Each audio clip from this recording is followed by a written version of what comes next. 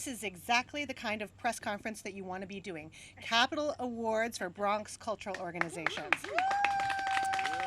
To my colleagues and members of the media, thank you for joining us today. Of course, I want to welcome Commissioner Cumbo and her Assistant Commissioner, Andrew Burmeister, who are really the leaders behind today's headlines. I'd also like to recognize a brand new leader here in the Bronx, Ray Aladapo Johnson, President and Executive Director of Wave Hill. Of course, I want to take a moment and pause in front of our iconic Enid A. Haupt Conservatory, which was recently restored in large part thanks to city funding. And, I'm just so pleased to acknowledge the cherished public-private partnership that really is the engine of culture in New York City. For NYBG, this partnership spans more than a century and is really core to the garden's role as a community anchor, major employer, and a place of scientific discovery and connection to the natural world. The New York City Department of Cultural Affairs is the largest cultural funding agency in the nation, with an average annual budget of approximately $200 million and a capital budget of more than $1 billion over the next 4 years. It is that type of significant ongoing support for culture that allows organizations like NYBG to develop long-term plans and projects that will benefit all New Yorkers and Bronxites in particular. I'd like to thank Mayor Adams and Commissioner Cumbo for recognizing the value of cultural anchors in providing a place for people of the Bronx and all of our visitors. The staff and board at NYBG are passionate about making the Botanical Garden's National Historic Landmark campus a welcoming, sustainable, and accessible place for the public. The city's leadership investment in the Garden's Site Operations Center, the Bronx's first net positive energy public building, is highlighted on the poster boards here. Projects like this and others throughout the Bronx demonstrate that the mayor and his team recognize the unmatched power of cultural organizations as drivers of economic strength, social vibrancy, and climate resilience. We are truly grateful for their leadership. Now, please join me in welcoming Cultural Affairs Commissioner Lori Cumbo for the good news.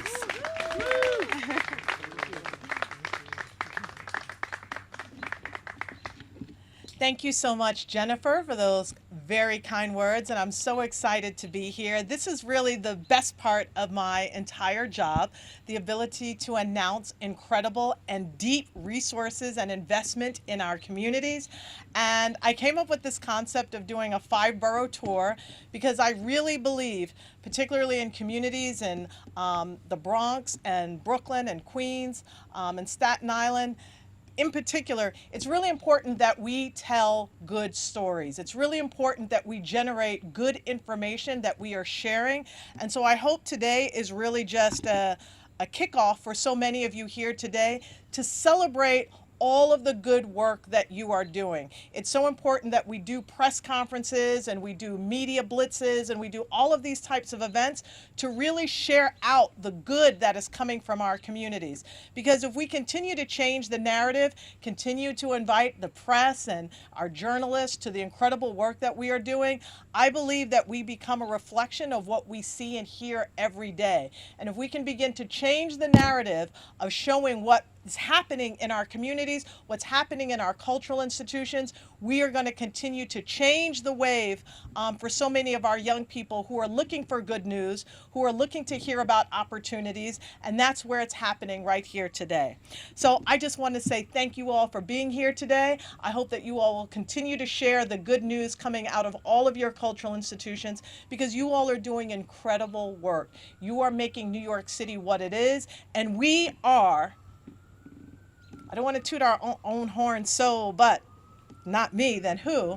We are really pushing New York City forward.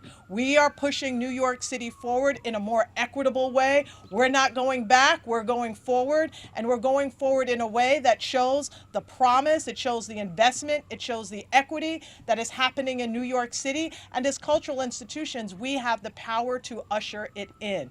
And New York City is more vibrant because of the incredible contribution that we all make each and every day. So I really thank all of you because I know that this can sometimes be thankless work. Many of you work behind the scenes. Many of you are not out front, but you are doing incredible work each and every day. So I am proud today, as Commissioner of Cultural Affairs, to announce that we have provided $228 million in capital investment across the city of New York. This is the second largest cultural budget ever negotiated in New York City's history. You're always hearing, in times of challenge, in times of deficit, you always hear about the arts are the first to go on the chopping block. Not in the Eric Adams administration.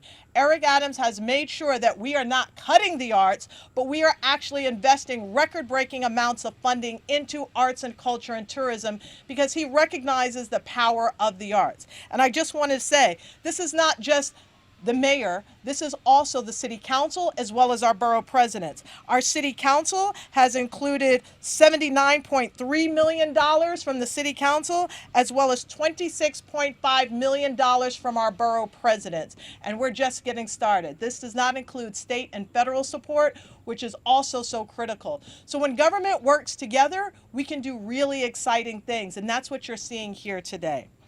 Our cultural institutions are the bedrock and support for our communities, and we are so proud to be here at the New York Botanical Garden because they are innovators in this new concept. It's not so necessarily new, but it's catching a lot of energy right now. Net positive energy. Site Operations Center will help make the needs and the work of service employees, engineers, carpenters, and staff who make NYBG the sanctuary it is today.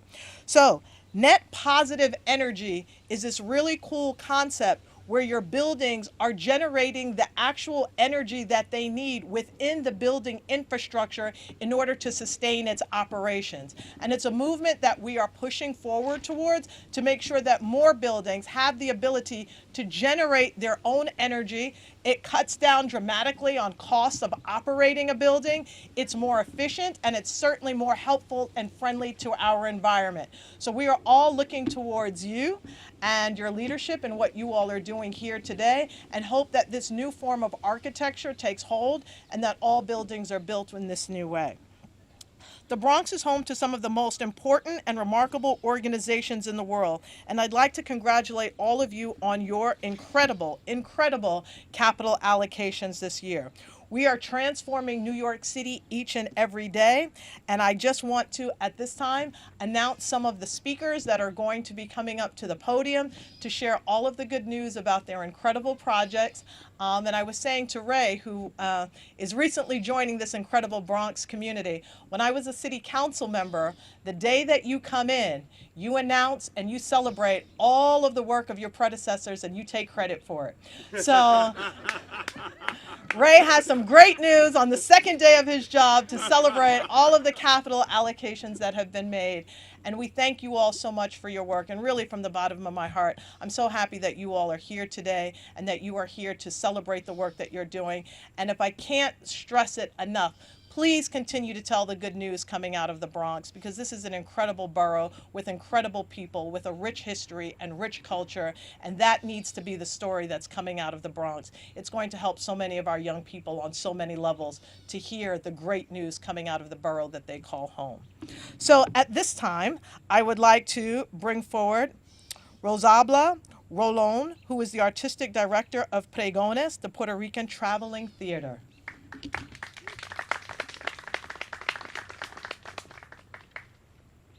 Thank you so much, Commissioner. Thank you very, very much. Just a few words and good morning to all. I just bring a collective message of gratitude from my colleagues at Pregones Puerto Rican Traveling Theater, located on Walton Avenue and 149th Street. Thank you to the New York City Department of Cultural Affairs, our esteemed commissioner, and the amazing staff that works day and night, works very hard and steadily on behalf of the arts and culture sector of our city. We are thrilled to see the arts front and center of the city's capital budget. Investments in our cultural facilities build pathways for creative careers, generate sustained economic activity, and enhance a true sense of belonging for residents and visitors. The Bronx continues to thrive, and Pregones Puerto Rican Traveling Theater continues to make big impact alongside, we don't do it alone, sister organizations throughout the borough and centers throughout the borough and hundreds of individual artists who call our venues their home. Our expanded headquarters on Walton Avenue and 149th Street will signal how proud we are to again partner with the New York City Mayor, the Bronx Borough President, and the New York City Council to make it happen. Thank you so much. Thank you. Thank you. I'm so excited as my first year as commissioner, and I see all of the speakers and everyone that's been funded, that I've gotten a chance to visit every single institution. So I'm really excited about that. John Calvelli. I mean, what can I say? He is an institution all on his own, but you are and have continued to be such an important and strong advocate. You are a strong champion and fighter for the arts. You advocate for everyone, the big institutions to the smaller institutions and everyone in between. You continue to show up, you continue to fight, you continue to make the phone calls, to write the letters, and even when you are not the biggest victor, you continue to fight for everyone else. And I thank you so much for that. We're going to continue to do incredible things, and I'm just so proud of the leadership. I am a stronger commissioner because of your leadership and because of your friendship and the ability to pick up the phone and ask you for your counsel. So thank you so much. Come on up, John. Oh my God. You know, I'm just going to sit down now. Thank you very much, Commissioner. That was. I want to just thank the commissioner. I want to thank the mayor for his incredible leadership during these challenging times. I want to thank Jennifer for hosting us today, but my colleagues Aaron and the Bronx historian, wherever he is. And when I'm here, I always think about this place and the importance of Bronx Park. And only Commissioner Cumbo could make a presentation on a building that's basically kind of a back of the house facility. Sounds so exciting, because it is exciting. And across the way in 2009, we were able to build the first green landmarked building in the United States of America. We were able to get a LEED certification for it. The New York Botanical Garden is taking it to the next step, which is making a net positive building. You don't have to live in a, all you have to do is walk outside and see what's happening with our planet and realize that we need new leadership, we need new ideas. And what the NYBG and what we'll be doing with our World of Primates is really helping to set a message for the future. And you know, I'm glad that the commissioner said, welcome to the, basically welcome to the mainland, first of all, Commissioner. You know, we are the chosen people here in the Bronx.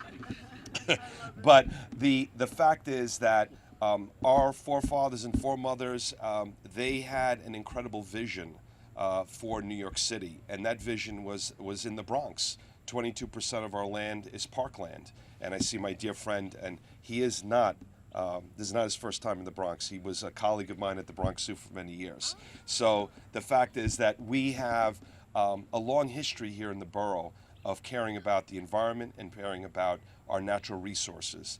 And the fact is that leadership does come from this borough, and the leadership of the work that we do at the Wildlife Conservation Society, not here locally, but also globally. And that could not happen without the public-private partnership with the City of New York. So with that, thank you so much for the support. Look forward to many future battles, many future victories, and we're all going to do it together. Thank you. He's good. Very good. Very good. I just want to say I had a wonderful time at the Bronx Zoo for your Community Day. It was an incredible day that was open up to the entire community. My son and I had a wonderful time. You all were so gracious. We met new friends and new family members that we still have today. We met some new friends that family day that are going to be lifelong friends. So it was a really incredible day, and I thank you for that. Ray, we are so proud to have you at Wave Hill. This is going to be an exciting next journey for Wave Hill. We're excited to see what you are going to bring to this incredible position. And I'm just proud to work with you. This is really a great way to set off your leadership with a big capital allocation, and we are so proud of the work that you're doing, and I'm proud to be your colleague and to work with you to see your larger visions become a reality. So please, come on up.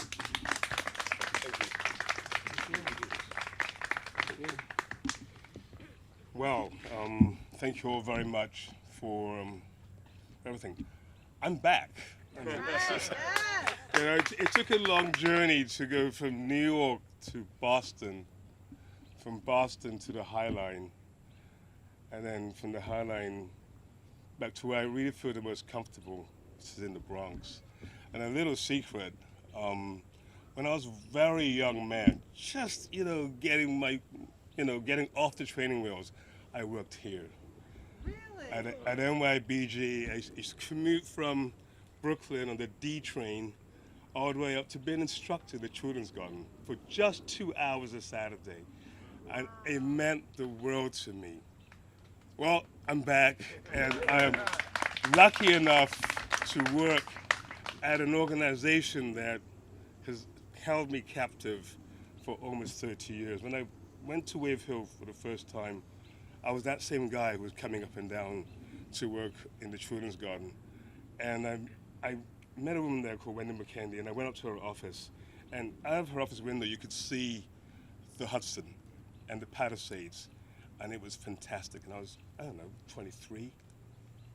Well, 30 years later, I'm there.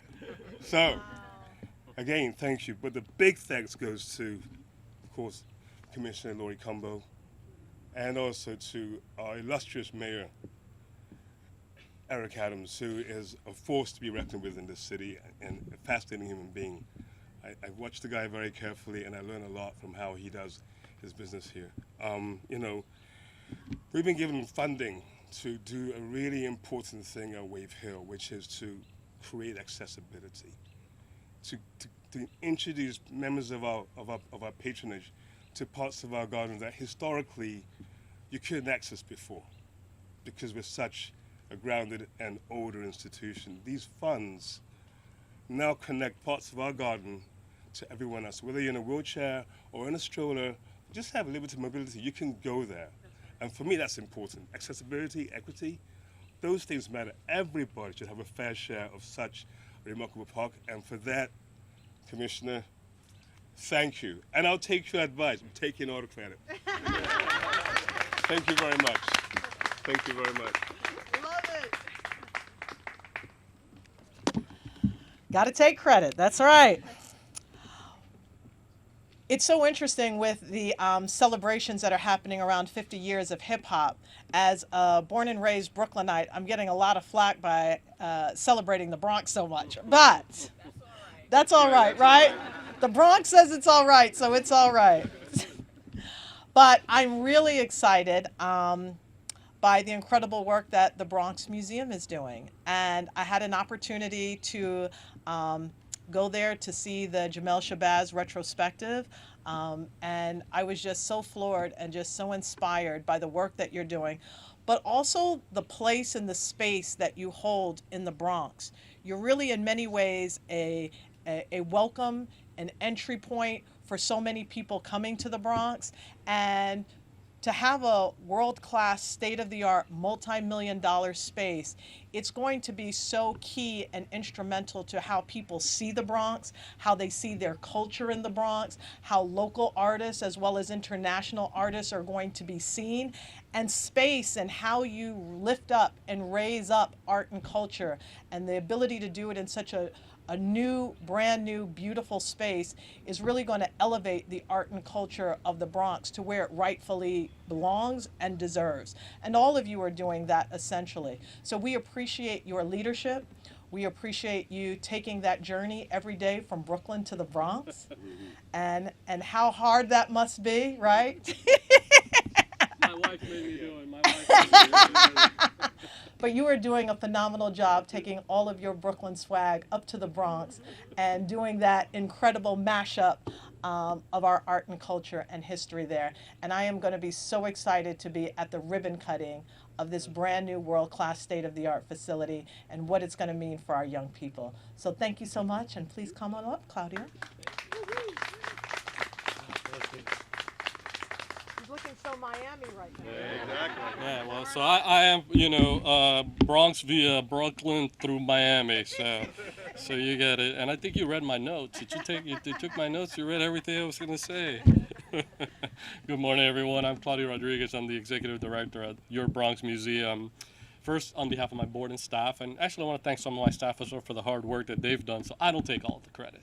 See, I want to thank Mayor Adams, Bronx Borough President Vanessa Gibson, of course, Ms. Lori Cumbo here, our commissioner, and Council Member Stevens for their vision, commitment, and support for one of the most important institutions, not just in the Bronx, but all of New York City. I feel really honored to be able to lead such a jewel of an institution, truly. Even if I'm coming from Brooklyn, I am a Bronxite at heart, okay? This general allocation that we're receiving is gonna help us to continue this tremendous transformational process that we're undergoing, your continued commitment and support to bring this world-class facility, as you said, a world-class facility to match our world-class programming for the much deserving people of the Bronx. It's long in the making and long overdue, and it's much deserved. We are really excited to tell you the project actually is going to start very soon. We're about to start demo, so if you want to catch me with a hammer soon, come over in a few weeks. So we're going to start demo early September, early October, and hope to have it ready for you early 25. Fingers crossed. So of course you'll be there cutting ribbons. Yeah, you just do better. Get ready. It will be a winter opening, perhaps a little bit cold. So calculate. As I said, we as an institution, we believe steadfastly that cultural institutions are the backbone of the city and important to what we do. It's really the pathway to achieving social justice and access and equity to our communities. And this project, one of the things when we embarked on this project was really important to me was to break down those barriers, those perceived visual and physical barriers that exist when you enter an institution such as a museum that sometimes perhaps seems a bit daunting. And it's going to allow us not just to do that, but also to expand our capacity to provide more educational programs, more public programs, more immersive exhibitions. Really, it's going to redefine the way that we engage with our audiences, and it's something really meaningful and something that we've been working so hard to do. We want to create, you said it a little bit, we want to be the Bronx's living room, a place for discourse, a place for relaxation, a place where you come and gather and join. So you can take the gardens, we'll take the living room, and we will be we'll be there for our community. I want a place where people can just feel comfortable being and staying and just gathering. You don't even need to look at the art on the walls, just be, just engage and participate. It's going to be transformational. We're really excited and looking forward with great anticipation to 2025, and we will not close, so please come visit us. We will remain open. We will continue all our educational programs, all our exhibitions, just in a more compressed space. But we'll continue to do the great things we're doing as we ramp up for our big 2025 openings. Thank you so much again, Lori, and thank you, everyone. Thank you.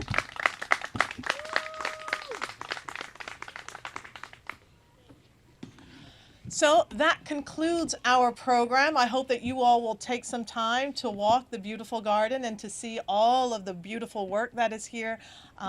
This is an incredible and magical space, and everyone in New York should experience the New York Botanical Garden. This is really a true gem and treasure in New York City. So we thank you for your celebration today. We look forward to coming to your ribbon cuttings, your groundbreakings, your unveilings. We want to experience and see it all. And again, this is an incredible and historic investment. $228 million in capital funding from the City of New York. 75 organizations are going to benefit from this cultural infrastructure, and we are so excited to be here to celebrate this at this time. So share it out, let folks know, and we're going to have some more good news coming from the Bronx. Thank you so much.